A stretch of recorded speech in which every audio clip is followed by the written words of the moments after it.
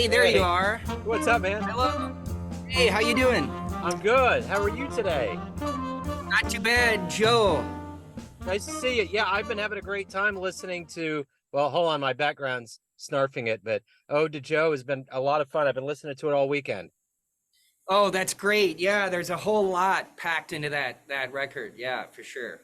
It just feels good. Like I was in a mood this weekend, and I don't know if it was the weather or what it was, but I just really wanted to get into just some really good, warm, analog sounding jazz. And um, Uh-huh.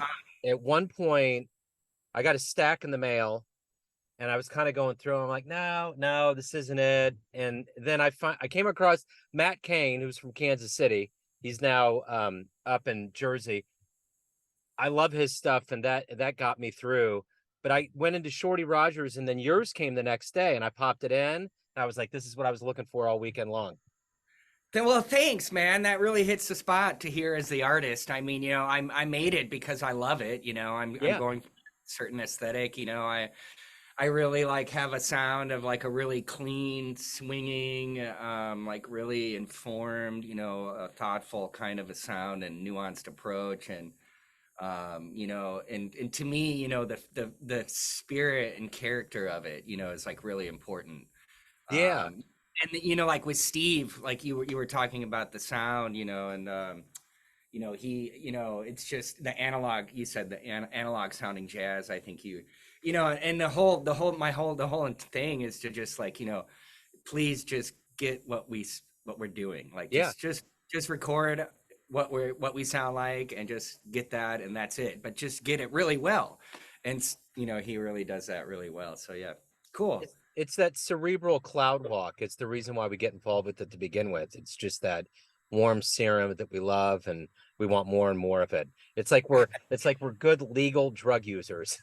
Yeah, right. That's right. Yeah. It does ooze a certain, it hits the spot when we listen to it, I hope, Yeah. so yeah, I appreciate that, sentiment so much, and it's really, privilege to hear it and from you and to have you, reach out and everything. And thank you so much. Yeah. It's really Yeah. cool.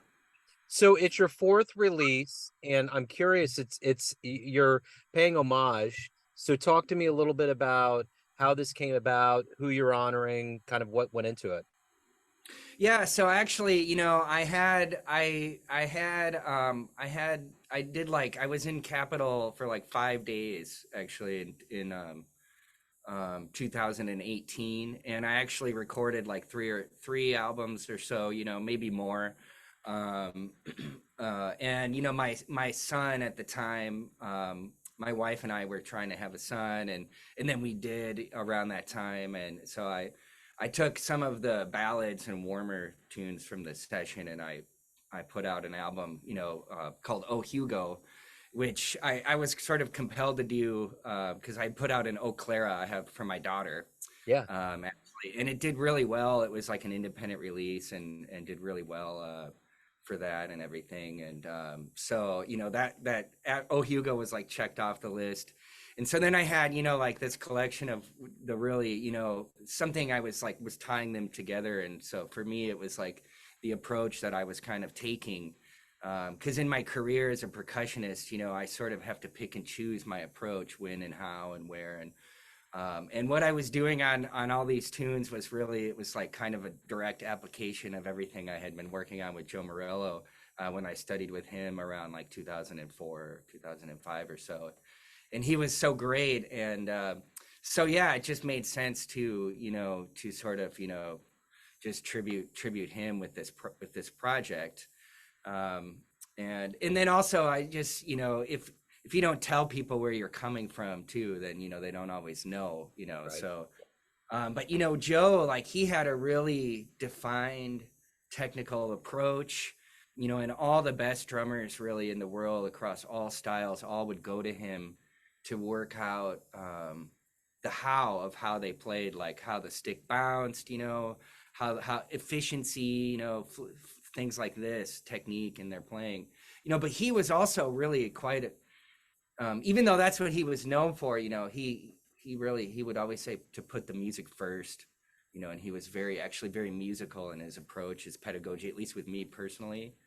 And everything that's going on this record is really, I mean, I really have that, going on a lot in my head and in what I'm doing, and he would say, like, let the stick needs to dance on the cymbal, like a ballet dancer, and it needs to be this really light, he would talk about channeling them, being like a weather vane for the music, and only playing, because he was really into this. He's really known for stick control and all this kind of thing with the sticks. There's lots of people that talk about that, but he really was really thinking about the music. That was really him when he played. He really was trying to support the music and be a great musician. And so this approach, he talked about considering yourself like a weather vane for the music, and the music being something that's sort of already there and independent of yourself, which is nice because it's like kind of this humbling thing, and it takes the ego out of it. And then and then everything you're doing is kind of like you're sort of trying to just sort of be the conduit for this kind of this swinging kind of music that's, I guess, exists in the world around you, I guess, already.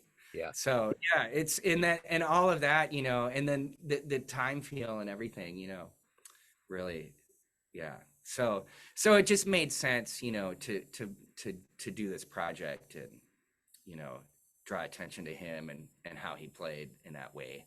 Yeah. Well, and it comes out during this post-pandemic era of our lives. So how did you survive the pandemic, and how does it feel to have something coming out now with the possibility of live shows to promote it? How does it feel? Yeah, it's great. I am like, I have, my schedule is so impacted. Actually, it has been, even through the pandemic, I was quite busy. I had put out Soul Flow on Rope-A-Dope Records in 2019, like just months before it started.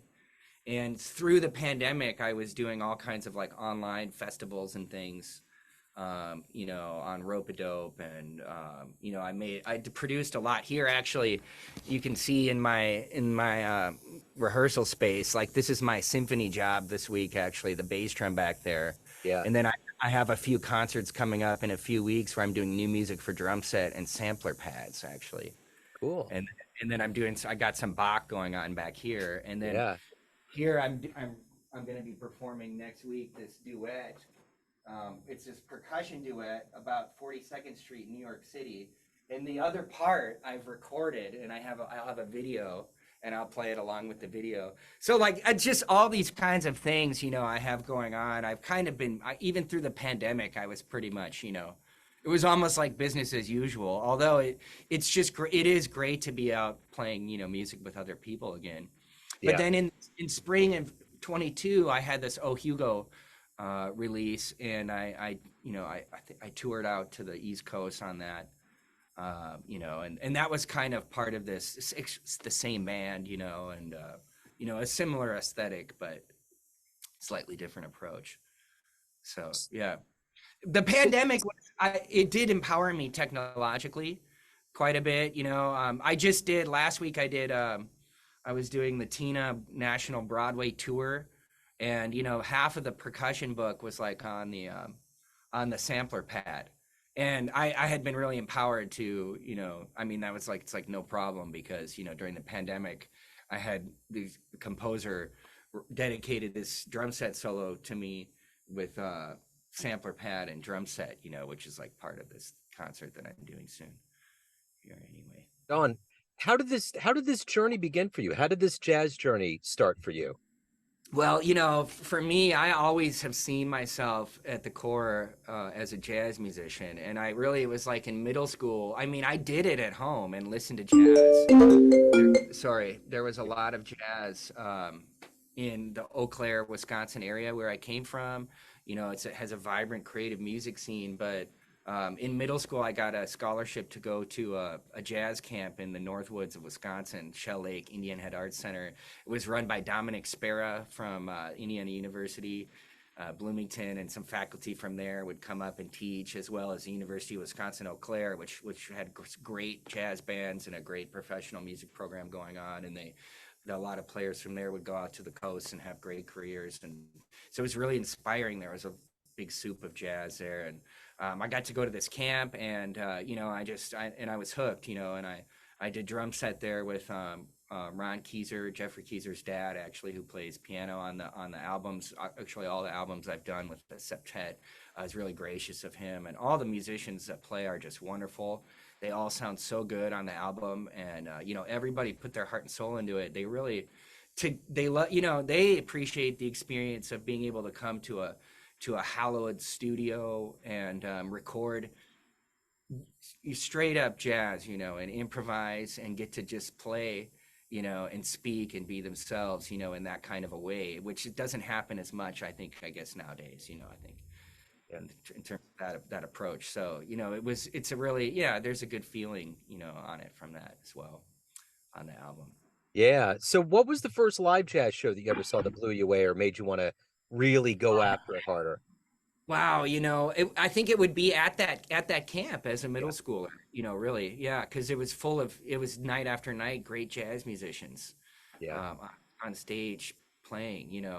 I loved, I took a listening class with Luke Gillespie at the camp. Luke Gillespie still teaches, I think, at the University of Indiana Bloomington.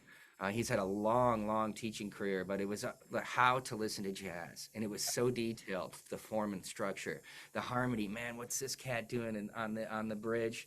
What he do three courses earlier, and how does that relate to the guy that's coming up next? And how are they communicating with each other? How does this bass player and this drummer play together? How about like the space between the time events? What kinds of conversations are going on between the piano player and the rest of the rhythm section player, and how is it supporting the soloist, and on and on and on and on.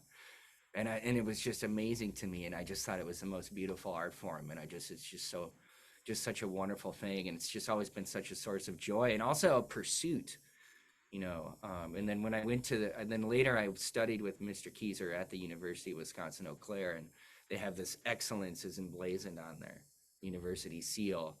And, it really and then combined with everything I was learning, I was just always, it was a mad dash for music.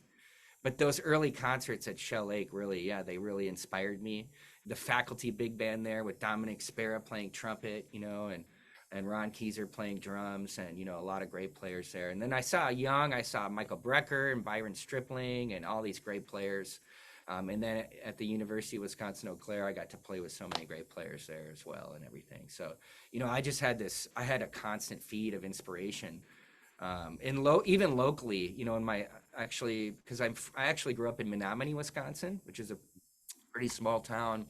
But even from that small town, right there, just down the street, is like Ethan Iverson, he just had a debut on Blue Note, Yeah. not too long ago, and there's a lot of great artists, Bon Iver, Justin Vernon, the guy from the indie music.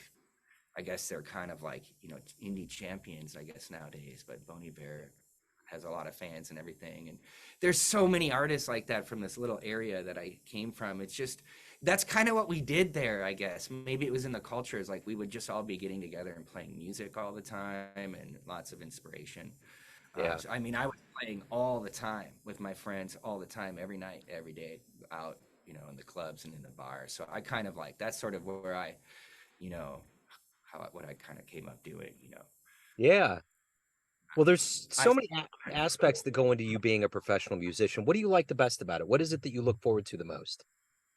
Yeah, well, I think nowadays I think as I get older, I just relish every moment to create. I just want to create the most beautiful music that I can. It's what I was trying to learn to do when I was young, and the more I go, the farther I go, I feel like I have more and more to learn, but also less and less time to do it. So I mean, like last night I was playing with the San Diego Symphony, doing a Harry Potter, and I was doing a lot of bass drum and everything. And it's like the subtleties of like I have like 20 bass drum mallets out here, and they're all slightly different, it's this critical thinking puzzle of like this music puzzle, sound puzzle, Yeah. how to like, make the most beautiful artistic thing. And to me, I have to believe like there's like a nice functional purpose serving the world. There's all these, must have been 20,000 people came to listen to us last weekend. I'd like to think we're serving a purpose, in terms of like the universe. I mean, man, humanity and music, that seems to me like one of the most amazing divine things. I agree. Like, because like, oh my, a planet, I can understand that. All right, all the little particles of dust come together and it forms of it. Like music, why it sounds good to me and how it feels the way it does and what I am as a human and what we do together, I still don't. That still boggles my mind. So Yeah. I think it's a special thing. I like to think I'm serving a purpose. Yeah. So, but I just, it's that pursuit of that nuance of the sound and everything. And actually, Joe Morello, I mean, that's kind of like why I took these ones and put them together for this project and worked on this with Shifting Paradigm, because he was blind. And I remember the first lesson, I'm going in there, I think I drove halfway across the country to take the lesson, and I'm ready to playing through all my stick control and everything.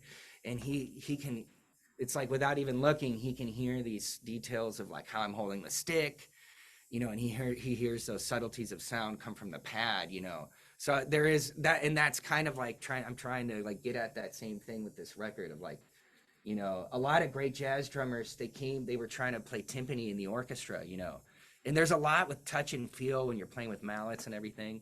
So I just really, that the pursuit of the nuance, the expressive qualities of sound you can achieve, as an artist, and blends with other people. And then in jazz, the character and spirit and the swing.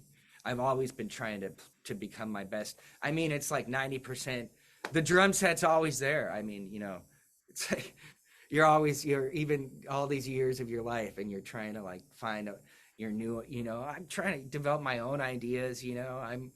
it's like I got a bag of tricks, so now when I play, it's like, I have this arsenal, it's like, and then you got to be, I want to be fresh, like and not afraid to share it, because I'm going to be there. I want everybody to know that I'm going to be, I'm going to be developing more. I'm going to have more at the next concert, so look out, like that's trying to always go for that, and reach, always trying to be reaching, so that really drives me, every day, trying to do that. And then, I mean, and to be more humble about it too, is I want to swim and Yeah. just make it and do a good job, on a day-to-day basis with my colleagues. I teach at San Diego State, I'll be playing, in a day or two for the auditions with the students, and I'll have probably some private gigs coming up, and I'll have the release concert for this album and all. There's always drum set, and every time I want to make it special. I'm trying to make live performance experiences. I want the audience, if you're watching me play, I want you to remember it on your deathbed. Not in a creepy way, but just because it was such a memorable, powerful musical experience, Yeah. I want to create that kind of thing. Like, wow, I don't know what that was, but that was memorable, Yeah. Yeah, so I've sometimes marched to the beat of my own drummer, so to speak. No, I like that. That's a great description. Let me ask you this. If you could get into a time machine and go back in time and see any performance from Oh any God, jazz musician. I would love to go see Papa Joe, but Sonny Payne, is Yeah. my favorite. He's my absolute. I just love him. I mean, I grew up loving Tony Williams, of course, like everyone else. But man, with the advent of the internet in my 20s, more and more, and people putting more and more things up there, as I saw more and more of his live performances, he continues to inspire me today. There's so much subtlety. I mean, the phrasing of the ride cymbal. I mean, I've devoted so much thinking in my life to that, and like the way he would be like saying "get it, dang, dang, dang, dang, dang, dang, lang, spang it, lang, lang, lang, spang it, lang, lang," for miles and miles and miles, and just then the left hand, it just has this effortless, supportive thing going on, as if he planned it. Of course he Right. probably did, but man, and it would feel so good. And then he'd also have the showmanship to back it up, and in performance, it would be, and then I've spoken to a lot of people that saw him play live in clubs, and I never got the chance to do that. And Yeah. I would love to see that. But yeah, I mean, Philly Joe, Papa Joe, Yeah. I'd love to I'd love to see Louis Armstrong play, when he was young, Yeah. I mean, so much, That'd I've be quite seen, a trip. I've seen so many great players myself too. I got to go out, try to go out and see everybody I could, but yeah, that would be great. Sunny Pain for me would be so wonderful. So Yeah. everyone out there has a perception of you, family, friends, fans, students, but you run the show. What's your perception of you? Who do you think you are? Yeah, I see myself, I guess I try to put the music first, and, I'd like to just kind of pursue this musical excellence. I don't see a lot of people doing like this kind of variety of things that I do. I'm trying to support a family, and, so I'm a career musician, but I do see myself as I'd like to see myself as a jazz musician with a level of integrity. So yeah, I just want to put the music first and do a good job and keep my head down, really. I don't want to rub my colleagues the wrong way or anything. So, I don't know. I don't want to assert too much really about, it's hard for me to see. I'm maybe not so good at that actually, Right. and then you have all of your inner voices are like, really critical and everything, like, so that's kind of a tough one for me. But yeah, I mean, I would just like to keep my head down and do a good job. And like, if my colleagues, can appreciate, what I'm doing, I think I'd be happy, so yeah, Right I don't on. know. That Well, didn't really answer the question. no, you did. No. It seems as though you have to put more into it, but sometimes the simplicity and the brevity of it makes sense. But David, this has been great. And Cool. before we get out of this digital door here, I want to make sure that if anybody wants to pick up Ode to Joe, learn about live shows, anything about your world, where can they go? Yeah, Ode to Joe it's on, I think they can go to their local record store somehow and pre-order it. They can go to Bandcamp, to Shifting Paradigm Records, the record label from Minneapolis. They've been doing a lot of really cool things with new creative music lately, Yeah, so I really appreciate them, and I they kind have. of like was excited to work on this project with them. Yeah. And I used to live there too when I was a teenager. I played at an amusement park there, had a gig and everything. So, but yeah, their Bandcamp page. I have a Bandcamp page that also they can go to link to that pre-order, and also they can see and purchase all my previous records and releases and things. But also, I think all the typical places like they might listen, like Apple Music or Spotify. I don't know if the pre-order how that works on there really or whatever, but the album comes out on the 15th of September. Right on. So yeah. Yeah. Right on, man. This has been wonderful. Hey, It's super swinging. I mean, Jeffrey Keyser, he just won a Grammy, for best jazz composition last year. yeah. Super swinging cat. Just in a really beautiful person.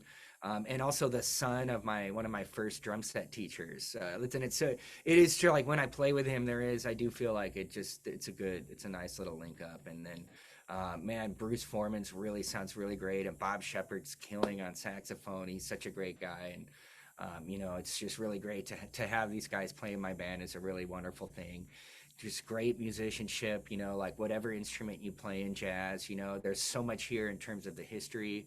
There's a lot of like, if you're a fan of Joe Henderson, and Inner Urge, and that there's a really great tune on the record, Ode to Joe, actually. It's kind of like a title track, right? And, it's cool. Like anything that's major in Inner Urge is like minor in this one. Anything that's minor in Inner Urge is major in this one. There's a lot of cool things to discover about the tune. There's this really great tune, Knees Please. It's like a really great tribute to Stablemates, the Benny Golson tune, and there's some really interesting, lots of great compositional stuff, and, a lot of great vibes on the album. Like, so yeah, I think the people that you have that listen, that are that really appreciate, the sort of tradition of jazz, I think they're gonna like it. Oh yeah. I think it's like a good Reuben sandwich. You just want another one. You want to have like 9 stomachs. You want to keep going. I agree, because I haven't listened to it much really, but I put it on just in advance of the interview just to make sure, I was ready to receive what you were saying about it. And talking about things. So, yeah, it's got a great vibe. Yeah. I've really gone after this clarity of this ride cymbal on this album too that I really like. We achieved a good thing production. So Eric Voyager mastering, at Sony for Sony Pictures, the bakery out there, doing cool stuff. Right on. Yeah, this has been great. David, thank you so much for taking a minute out to talk about the album and your life and music. Best of luck with it. Yeah, all right. Say hi to everybody in KC. I got my master's degree at Kansas State in Kansas, so I want to shout out everybody in that Lee Summit, you know, and everybody in the vicinity there. I've been to a lot of schools in the area and everything, and it's just Okay. great. Hi to everybody. So, Yeah.